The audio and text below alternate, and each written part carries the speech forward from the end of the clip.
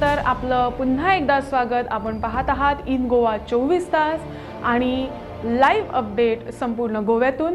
आता पाहूया 5 वर्षात संपत्तीत वाढ झालेल्या विद्यमान आमदार तथा उमेदवारांची नावं। 5 वर्षात संपत्तीत वाढ झालेल्या उमेदवारांमध्ये 10व्या क्रमांकावर आहेत राजेंद्र आदलेकर। आदलेकर यांच्याकडे 2012 मध्ये 1 कोटीची मालमत्ता होती। त्यात 5 वर्षात 104% म्हणजे 1 कोटी रुपयांनी वाढ झाल्यानं आता 2017 मध्ये त्यांची संपत्ती झाली आहे 2 कोटी रुपये।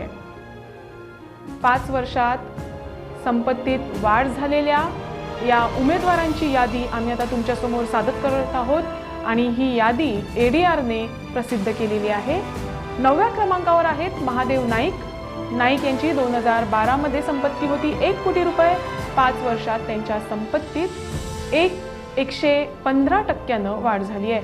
त्यामुळे 2017 मध्ये त्यांच्या संपत्तीनं 2 कोटीचा टप्पा पार केलाय। ही यादी आहे एडीआरनं सादर केलेली। तुमच्या उमेदवाराची पार्श्वभूमी का आहे, कोण आहे याची ही माहिती। तसंच संपत्तीत वाढ झालेल्या उमेदवारांमध्ये 8व्या क्रमांकावर आहेत प्रमोद सावंत। सावंत यांच्याकडे 2012 साली सुमारे 1 कोटी मालमत्ता होती। 5 वर्षात त्यात 121% वाढ झाली आहे। 2017 मध्ये त्यांची संपत्ती 2 कोटींहून अधिक झाली आहे। एडीआरच्या अहवालानुसार त्यांच्या संपत्तीत वाढ झाली आहे आणि आम्ही पाहत आहोत संपत्तीत वाढ झालेल्या उमेदवारांची ही यादी। संपत्तीत वाढ झालेल्या उमेदवारांमध्ये 7व्या क्रमांकावर आहेत अपक्ष उमेदवार बेंजामिन सिल्वा। सिल्वा यांच्याकडे 2012 साली सुमारे 2 कोटी मालमत्ता होती। त्यात 5 वर्षात 123% वाढ झाली आहे। आता त्यांच्या संपत्तीनं 6 कोटी रुपयांचा टप्पा पार केलाय। बेंजामिन सिल्वा अपक्ष उमेदवार आहेत। त्यांच्या मालमत्तेत वाढ झाली आहे। 6व्या क्रमांकावर आहेत मायकल लोबो। मायकल लोबो यांच्याकडे 2012 साली सुमारे 20 कोटी संपत्ती होती। त्यात 5 वर्षात 164% वाढ झाली आहे। 2017 मध्ये त्यांची संपत्ती पोहोचली आहे 54 कोटींवर। एडीआरनं सादर केलेल्या या अहवालानुसार मायकल लोबो यांच्याही संपत्तीत वाढ झाली आहे। मायकल लोबो भाजपच्या तिकिटावर निवडणूक लढवत आहेत। तर 5व्या क्रमांकावर आहेत राजन नाईक। नाईक यांच्याकडे 2012 साली सुमारे 97 लाख मालमत्ता होती। त्यात 5 वर्षात 171% वाढ झाली आहे। आता 2017 मध्ये त्यांची संपत्ती 1 कोटींवर पोहोचली आहे। एडीआरच्या अहवालानुसार त्यांच्याही मालमत्तेत 1 कोटीने वाढ झाली आहे। तुमचा उमेदवार कसा असावा, त्याची पार्श्वभूमी का आहे, हा अहवाल एडीआरनं सादर केलाय। तुमच्यापर्यंत पोहोचवण्याचा हा छोटासा प्रयत्न। 4थ्या क्रमांकावर आहेत नरेश सावळ। नरेश सावळ यांच्याकडे 2012 साली सुमारे 2 कोटीची मालमत्ता होती। त्यात 5 वर्षात 177% वाढ झाली आहे। आता 2017 मध्ये त्यांच्या संपत्तीनं 6 कोटींचा टप्पा पार केलाय। नरेश सावळ यांनी अपक्ष म्हणून निवडणूक रिंगणात उडी घेतली होती। आता ते मगोच्या तिकिटावरती निवडणूक लढवत आहेत आणि एडीआरच्या अहवालानुसार त्यांच्याही संपत्तीत वाढ झाली आहे। 3ऱ्या क्रमांकावर आहेत दिलीप परुळेकर। परुळेकर यांच्याकडे 2012 साली सुमारे 1 कोटीची मालमत्ता होती। त्यात 5 वर्षात 317% म्हणजेच 4 कोटीने वाढ झाली आहे। त्यामुळे आता 2017 साली त्यांची मालमत्ता 6 कोटींवर पोहोचली आहे। दिलीप परुळेकर यांची मालमत्ता 6 कोटींवर पोहोचली आहे एडीआर अहवालानुसार। त्यानंतर 2ऱ्या क्रमांकावर आहेत अलेक्स रेजिनाल्ड लॉरेन्स। अलेक्स यांच्याकडे 2012 साली सुमारे 1 कोटींची मालमत्ता होती। त्यात 5 वर्षात 364% म्हणजे सुमारे 4 कोटी रुपयांनी वाढ झाली आहे। आता 2017 मध्ये त्यांची संपत्ती पोहोचली आहे 5 कोटी रुपयांवर। 2017 मध्ये त्यांची मालमत्ता 5 कोटींवर पोहोचली आहे आणि एडीआरनं सादर केलेला हा अहवाल। 5 वर्षात संपत्तीत वाढ झालेल्या उमेदवारांमध्ये 1ल्या क्रमांकावर थिवीचे आमदार किरण कांदोळकर आहेत। किरण कांदोळकर यांच्याकडे 2012 साली सुमारे 1 कोटींची मालमत्ता होती। त्यात 5 वर्षात 387% म्हणजे 7 कोटी रुपयांनी वाढ झाली आहे। त्यामुळे त्यांची मालमत्ता पोचली आहे 9 कोटींवर आणि टॉप 10 यादीत त्यांचा पहिला क्रमांक लागतो ADR अहवालानुसार। तर ही होती ADRनं सादर केलेला उमेदवारांची ही यादी। इथे घेणार आहोत एक छोटासा ब्रेक नंतर हा लाईव्ह अपडेट असा सुरू राहणार आहे। तुम्ही कुठेही जाऊ नका, पाहत रहा फक्त इन गोवा 24 तास।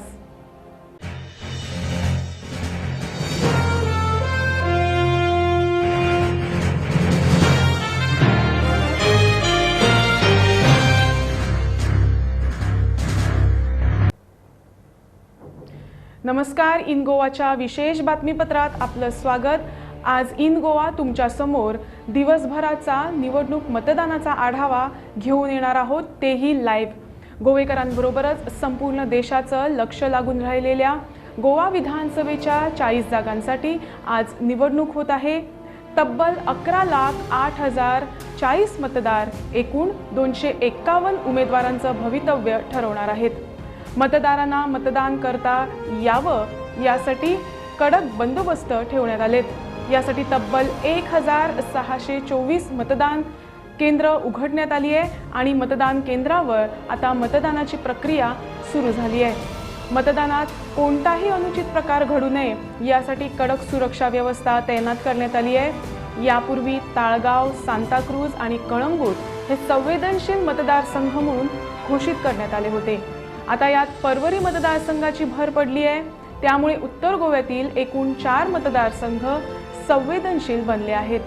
मतदान 7 वाजता जरी सुरू झालं असलं तरी मतदार मतदान केंद्रापर्यंत येण्यासाठी मोठ्या उत्साहानं घरातून बाहेर पडतायत आणि प्रशासनानंही जनतेला मतदान करता यावं यासाठी खास सुट्टीही जाहीर केली आहे। यंदा मतदान मोठ्या प्रमाणात व्हावं यासाठी निवडणूक आयोगानंही जोरदार जागृती केली होती। त्यामुळे आयोगानं केलेल्या जागृतीला किती यश येतं हे संध्याकाळी मतपेट्या सील झाल्यानंतर स्पष्ट होईल। एकूणच आजचा हा दिवस प्रत्येक उमेदवाराला जितका महत्त्वाचा आहे तितक्याच गोव्यातील प्रत्येक नागरिकाला आहे, कारण गोव्यासारख्या छोट्याशा राज्यात अजूनही अनेक नागरिक मूलभूत हक्कांपासून वंचित आहेत। मात्र हे हक्क मिळवून देण्यासाठी तसंच विकासाची गती वाढवण्यासाठी प्रत्येक उमेदवारानं आणि त्याहूनही जास्त त्यांच्या पक्षानं अनेक आश्वासनांची खैरात केली आहे। त्यामुळे मतदारांचा कौल कोणाच्या बाजूने झुकतो हे 11 मार्चला कळणार आहे। यंदाची ही गोव्यातील 13वी निवडणूक आणि गोव्याबरोबरच पंजाबमध्येही आज 117 जागांसाठी मतदान होते आहे। पाहूया मतदानाची ही गती राज्यभरात कशी सुरू आहे। एकूणच 7 वाजता सुरू झालेली ही मतदानाची प्रक्रिया संथ गतीने जरी सुरू असली तरी दुपारपर्यंत 30 ते 40% जाण्याची शक्यता आहे। या निवडणुकीत भारतीय जनता पक्षाची प्रतिष्ठा पणाला लागली आहे। काँग्रेसच्या भ्रष्टाचाराचं मार्केटिंग करून भाजपनं विकासाची स्वप्न दाखवत 2012 साली गोव्यात निर्विवाद सत्ता स्थापन केली। तेव्हापासून काँग्रेस हा प्रमुख विरोधी पक्ष आहे। केंद्रात आणि गोव्यातही सत्तासूत्रे हाती असूनही भाजपला गोवा विधानसभा निवडणुकीत खूप संघर्ष करावा लागतोय। भाजप विधानसभेच्या 40 जागांपैकी 36 जागा, काँग्रेस 37 तर महाराष्ट्रवादी गोमंतक पक्ष, शिवसेना, गोवा सुरक्षा मंच युती 36 जागा लढवत आहे। यावेळी प्रथमच आम आदमी पक्ष गोवा विधानसभा निवडणूक लढवत आहे। एकूण 39 उमेदवार आपने उभे केलेत। याशिवाय राष्ट्रवादी काँग्रेस, गोवा फॉरवर्ड, गोवा विकास पक्ष, गोवा स्वराज पक्ष अशा काही पक्षांनी उमेदवार रिंगणात उतरवलेत। 12 पेक्षा जास्त राजकीय पक्ष रिंगणात असले तरी भाजप विरुद्ध काँग्रेस आणि मगो असा तिरंगी सामना बहुतेक मतदारसंघामध्ये होणार आहे। त्यामुळे नक्की सत्ता कोणाच्या हातात जाईल, मुख्यमंत्री पदाच्या खुर्चीवर कोण असेल, स्थिर सरकार मिळेल की सत्ता त्रिकुंज होईल, ही सगळी गणितं आज होणाऱ्या मतदानावरच अवलंबून आहे। त्यामुळे मोठ्या संख्येनं घरातून बाहेर पडा आणि आपल्या मतदानाचा हक्क बजावा।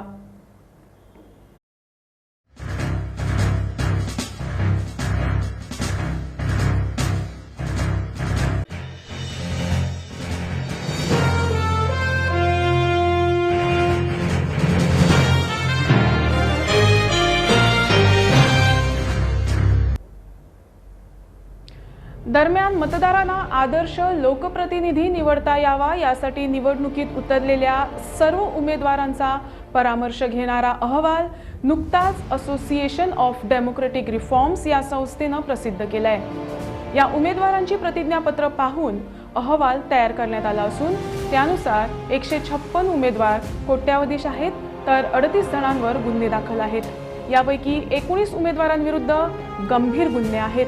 शिक्षणाच्या बाबतीत 27 उमेदवार 12वी पर्यंत, तर 102 उमेदवार उच्च शिक्षित आहेत। असोसिएशन ऑफ डेमोक्रेटिक रिफॉर्म्सनं तयार केलेल्या या अहवालातील पाहूया महत्त्वाचे मुद्दे। सुरुवातीला पाहूया विधानसभा निवडणूक लढवत असलेल्या उमेदवारांपैकी कोण कोट्याधीश आहेत। असोसिएशन ऑफ डेमोक्रेटिक रिफॉर्म्सनं तयार केलेल्या अहवालाप्रमाणे सध्या विधानसभाची निवडणूक लढवत असलेल्या 251 उमेदवारांपैकी 156 उमेदवार कोट्याधीश आहेत। यात भाजप, काँग्रेस, आप, राष्ट्रवादी, मगो आणि गोवा सुरक्षा मंचच्या उमेदवारांची संख्या जास्त आहे। यात 10व्या क्रमांकावर आहेत वास्को येथील अपक्ष उमेदवार गांधी हेनरिक यांची संपत्ती आहे 21.92 कोटी रुपये। उमेदवार गांधी हेनरिक यांची ही संपत्ती आहे 21.92 कोटी रुपये। ते अपक्ष म्हणून या निवडणूक रिंगणात उतरलेत। 9व्या क्रमांकावर आहेत कुडचडे मतदारसंघातील गोवा सुरक्षा मंचचे उमेदवार श्याम साताडेकर। श्याम साताडेकर यांची संपत्ती आहे 26.55 कोटी रुपये। श्याम साताडेकर आपलं या निवडणुकीत नशीब आजमावत आहेत आणि त्यांची संपत्ती आहे 26.55 कोटी रुपये इतकी। गोवा सुरक्षा मंचच्या वतीनं ते आता निवडणूक लढवत आहेत। त्याचबरोबर 8व्या क्रमांकावर आहेत दाबोळीचे अपक्ष उमेदवार केनेथ सिल्वेरा यांची। त्यांची संपत्ती आहे 26.58 कोटी रुपये। केनेथ हे सुद्धा अपक्ष म्हणून निवडणूक रिंगणात उतरलेत आणि तेही कोट्याधीश उमेदवारांच्या यादीत आहेत आणि त्यांची संपत्ती आहे 26.58 कोटी इतकी। 7व्या क्रमांकावर आहेत ताळगावचे पणजीचे युनायटेड गोवन्सचे उमेदवार आतानासियो मॉन्सेरात यांची। पणजीचे युनायटेड गोवन्सचे उमेदवार आतानासियो मॉन्सेरात यांची, ज्यांना आपण बाबूश म्हणून ओळखतो, त्यांची 30 कोटी रुपये इतकी मालमत्ता आहे आणि ते 7व्या क्रमांकावर आहेत। पणजीतून ते यावर्षी निवडणूक लढवत आहेत। त्याचबरोबर 6व्या क्रमांकावर आहेत काँग्रेसच्या उमेदवार जेनिफर मॉन्सेरात यांची। त्यांची संपत्ती आहे 30.81 कोटी रुपये। जेनिफर मॉन्सेरात दुसऱ्यांदा निवडणूक रिंगणात उतरले आहेत। त्या ताळगाव मतदारसंघातून निवडणूक लढवत आहेत आणि त्यांची मालमत्ता आहे 30.81 कोटी रुपये। ताळगाव ह्या बाबूश मोन्सेरात यांच्या पत्नी आहेत। 5व्या क्रमांकावर आहेत सांताक्रूजचे अपक्ष उमेदवार रुदाल्फ फर्नांडिस यांची। त्यांची संपत्ती आहे 38.33 कोटी रुपये। रुदाल्फ हे मामी यांचे पुत्र आहेत। तेही या निवडणुकीत आपलं नशीब आजमावत आहेत। मात्र मालमत्तेच्या बाबतीत कोट्याधीशांच्या यादीत रुदाल्फ यांचंही नाव आहे। ते सांताक्रूजमधून आपलं नशीब आजमावत आहेत। दुसऱ्यांदा ते निवडणूक रिंगणात उतरले। 4थ्या क्रमांकावर आहेत मुरगावचे आम आदमी पक्षाचे उमेदवार काल वाज यांची संपत्ती आहे 43.03 कोटी रुपये। मुरगावचे आम आदमी पक्षाचे ते उमेदवार आहेत आणि कोट्याधीशांच्या यादीत त्यांचंही नाव आहे आणि ते 4थ्या क्रमांकावर आहेत। त्याचबरोबर 3ऱ्या क्रमांकावर आहेत काँग्रेसचे पर्येचे उमेदवार प्रताप सिंग राणे यांची संपत्ती 54.59 कोटी रुपये एवढी आहे। राणे हे गोव्यातील ज्येष्ठ राजकारणी आहेत। पर्ये मतदारसंघातून दरवेळेस त्यांचा विजय होतो। याही निवडणुकीत ते जोमाने उतरले आहेत रिंगणात। त्यांचीही कोट्याधीशांच्या यादीत नाव आहे। त्याचबरोबर दुसऱ्या क्रमांकावर आहेत कळंगूटचे उमेदवार मायकल लोबो यांची संपत्ती आहे 54.49 कोटी रुपये। मायकल लोबो हे कळंगूट येथून आपलं नशीब दुसऱ्यांदा आजमावत आहेत। त्यांची ही मालमत्ता ही कोट्याधीशांच्या यादीत येते। 54.49 कोटी रुपये इतकी त्यांची मालमत्ता आहे। तर पहिल्या क्रमांकावर आहेत आम आदमी पक्षाचे पातोड्यातील उमेदवार रणजित कारवालो हे कोट्याधीशांच्या यादीत टॉप 10 मध्ये पहिल्या क्रमांकावर आहेत। त्यांनी आपली संपत्ती 65.78 कोटी रुपये इतकी जाहीर केली आहे आणि ते यादीतील पहिले क्रमांकाचे कोट्याधीश उमेदवार आहेत। तर हा होता ADRचा अहवाल ज्यानुसार कोट्याधीशांची ही यादी होती। इथे घेणार आहोत एक छोटासा ब्रेक नंतर आपण पुन्हा निवडणुकीचा आढावा घेणार आहोत। कुठेही जाऊ नका, पाहत रहा इन गोवा 24 तास।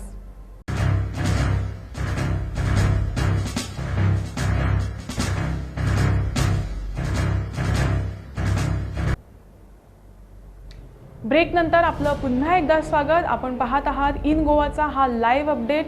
ब्रेकवर जाण्यापूर्वी आम्ही पाहिलं होतं टॉप 10 कोट्याधीश उमेदवारांची यादी।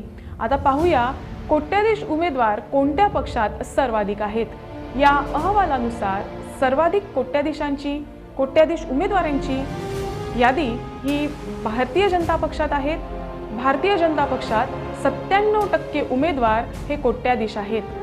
त्यानंतर नंबर लागतो तो काँग्रेसमध्ये 92% उमेदवार हे कोट्याधीश आहेत। त्यानंतर आम आदमी पक्षात 49% उमेदवार हे कोट्याधीश आहेत। तर मगोमध्ये 52% उमेदवार हे कोट्याधीश आहेत। तसंच राष्ट्रवादी काँग्रेसमध्ये 59% उमेदवार हे कोट्याधीश आहेत। तर अपक्ष हे 47% उमेदवार कोट्याधीश आहेत। आपण पाहिलं असेल की भारतीय जनता पक्षाचा नंबर ह्यात पहिला आहे। एकंदरीत भाजपचे 36 पैकी 35, काँग्रेसचे 37 मधील 34, तर 58 अपक्षांपैकी 27 जण कोट्याधीश आहेत। आपचे 39 पैकी 19 जण कोट्याधीश आहेत।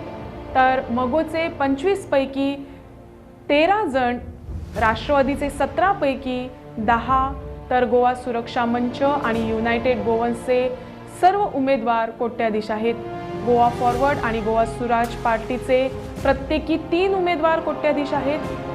आता पाहूया सर्वात कमी मालमत्ता असलेल्या उमेदवारांमध्ये कोण आहे ते, मात्र अल्पशा विश्रांतीनंतर।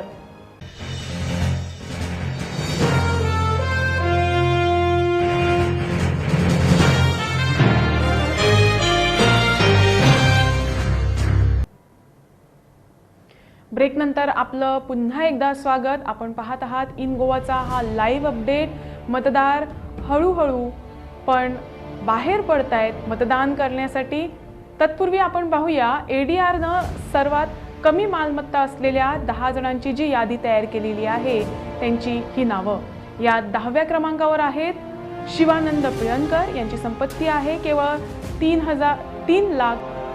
त्यानंतर 9व्या क्रमांकावर आहेत सुनील केरकर यांची संपत्ती आहे 1.54 लाख। 8व्या क्रमांकावर आहे क्लिंटन डिसोजा यांची संपत्ती आहे 1 लाख। 7व्या क्रमांकावर आहेत लोकोंडिओ मोंतेरो त्यांची संपत्ती आहे 1 लाख। 6व्या क्रमांकावर आहेत महेश परब त्यांची संपत्ती आहे 50,000।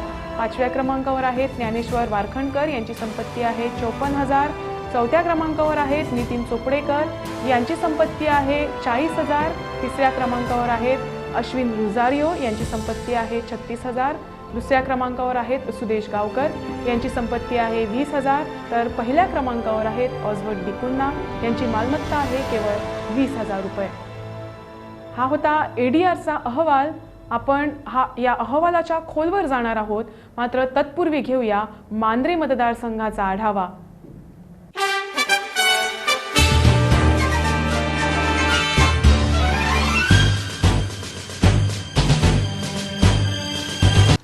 मांद्रे मतदारसंघात 2012ची विधानसभा निवडणूक षटरंगी ठरली। या 6 उमेदवारांपैकी खरी लढत ही भाजपचे उमेदवार लक्ष्मीकांत पार्सेकर आणि काँग्रेसचे उमेदवार दयानंद सोपटे यांच्यात झाली होती। यामध्ये पार्सेकर यांना 11,955 मतं मिळाली तर सोपटेंना 8,520 मतांवर समाधान मानावं लागलं। पार्सेकर हे 3,435 मतांनी विजयी ठरले। यावेळेस मात्र पार्सेकर यांना नामोहरम करण्यासाठी गोवा सुरक्षा मंच आणि विशेषतः महाराष्ट्रवादी गोमंतक पक्षानं प्रण केलंय। मगोनं भाजपशी युती तोडण्याचं मुख्य कारण पार्सेकर यांचं नेतृत्व हेच होतं। त्यामुळे त्यांना काटेकी टक्कर देण्यासाठी मगो सज्ज झालाय। मगोने या ठिकाणी श्रीधर मोरजकर यांना उमेदवारी दिली आहे, तर परंपरागत विरोधक असलेल्या काँग्रेसनं इथं दुसऱ्यांदा सोपटे यांना निवडणूक रिंगणात उतरवलंय। या मतदारसंघात यावेळी सप्तरंगी लढत होते।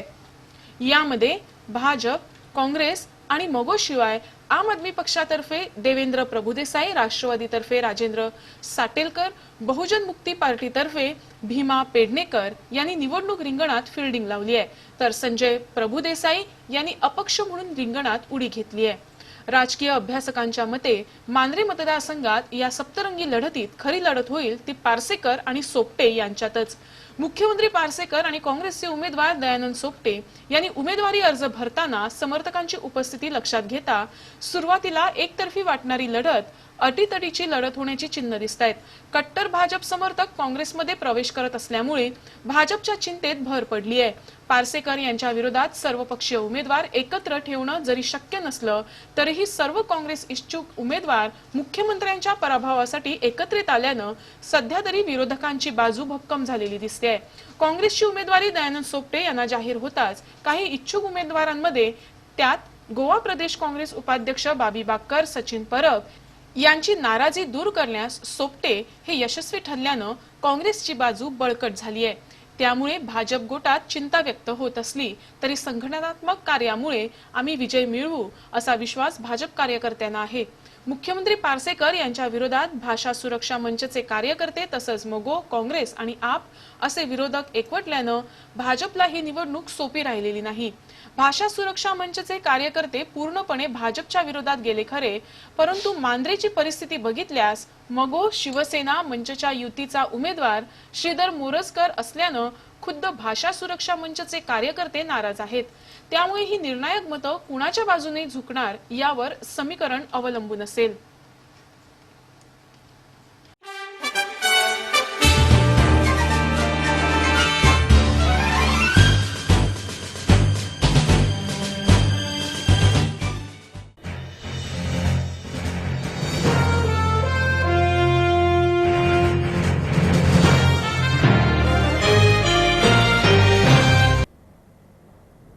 ब्रेक नंतर आपलं पुन्हा एकदा स्वागत। आपण पाहत आहात इन गोवा 24 तास आणि निवडणूक मतदानाचा हा लाईव्ह अपडेट।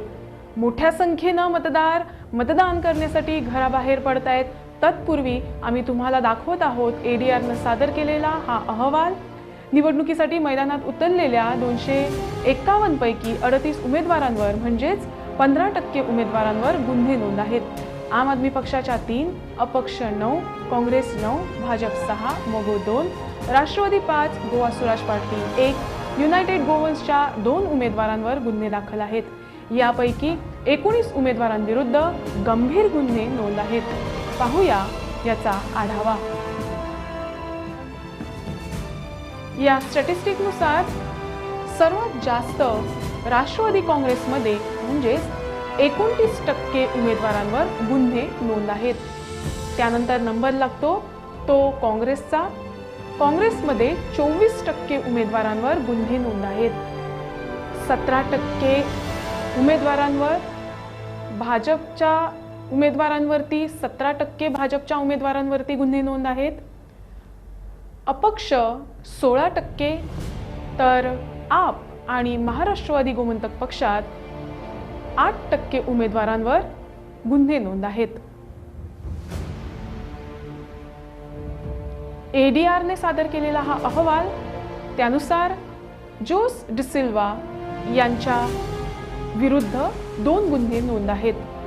ते काँग्रेसच्या तिकिटावर फातोर्डा मतदारसंघातून आपलं नशीब आजमावत आहेत। जोस डिसिल्वा यांच्या विरुद्ध 2 गुन्हे नोंद आहेत। एडीआरने सादर केलेला हा अहवाल।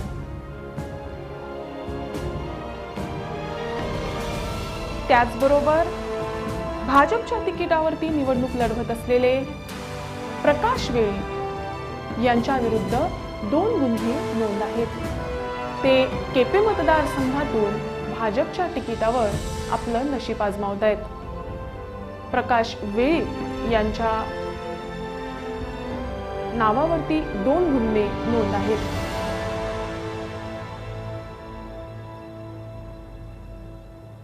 ADRनं सादर केलेल्या अहवालाप्रमाणे म्हापसा मतदारसंघातील महाराष्ट्रवादी गोमंतक पक्षाच्या तिकिटावर निवडणूक लढवत असलेले विनोद फडके उर्फ बाळू यांच्यावरही 2 गुन्हे नोंद आहेत. बाळू फडके हे MGPच्या तिकिटावर निवडणूक लढवत आहेत म्हापसा मतदारसंघातून.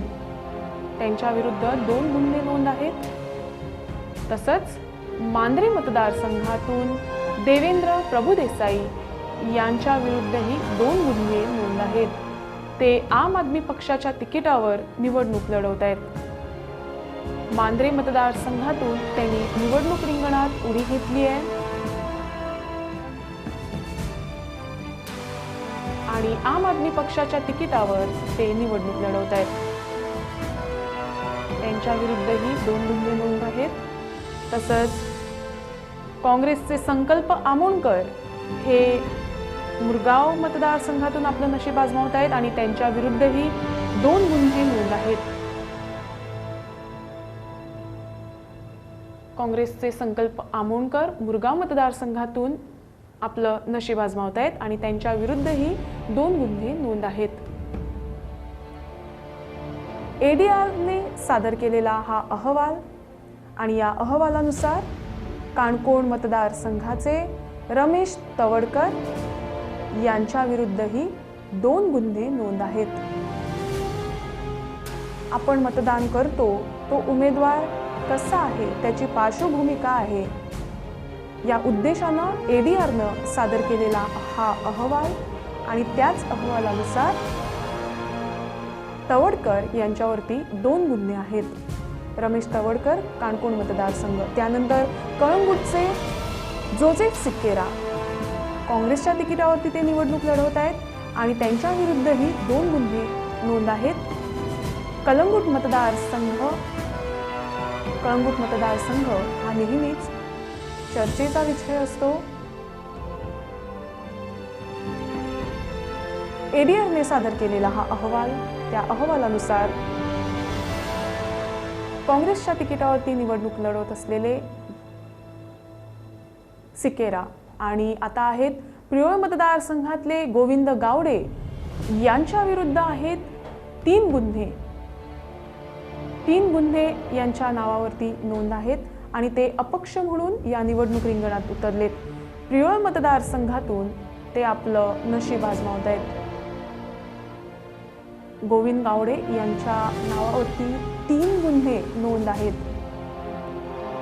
तर म्हापसा मतदारसंघातील संजय बर्डे जे राष्ट्रवादीच्या तिकिटावरती निवडणूक लढवत आहेत, त्यांच्या नावावरती 3 गुन्हे नोंद आहेत. ADRने सादर केलेला हा अहवाल, तुम्ही कोणाला मतदान करता, तुमचा उमेदवार कसा आहे, त्याची पार्श्वभूमी काय आहे, ह्या सर्व गोष्टी जाणून घेण्यासाठी ADRनं सादर केलेला हा अहवाल. त्यानंतर कुठ्ठाळी या मतदारसंघातील गिल्बर्ट रॉड्रिगेज यांच्या नावावरती 4 गुन्हे नोंद आहेत. ते काँग्रेसच्या तिकिटावर आपलं नशीब आजमावत आहेत. काँग्रेसच्या तिकिटावरून त्यांनी कुठ्ठाळी मतदारसंघात निवडणूक रिंगणात उडी घेतली आहे आणि त्यांच्या नावावर 4 गुन्हे नोंद आहेत. इथे घेणार आहोत एक छोटासा ब्रेक.